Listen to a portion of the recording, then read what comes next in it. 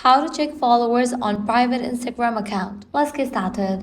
To check the followers on a private Instagram account, the key is gaining access.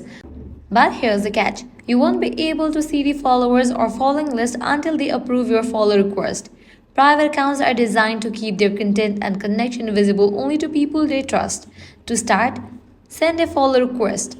Launch your Instagram.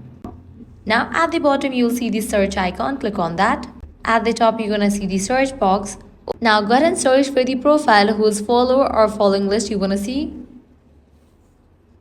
Now click on the option of follow. Once approved you will receive a notification and you can hit back to their profile. Once you're on their profile, you can click on followers under their profile name to see who is following them. And also you can check the following list to see who they follow. But here's the bottom line, if they don't accept your request, their followers, posts and other details will remain hidden. So that's a wrap for this video. If this guide was helpful, do not forget to like, share and subscribe. Thanks for watching.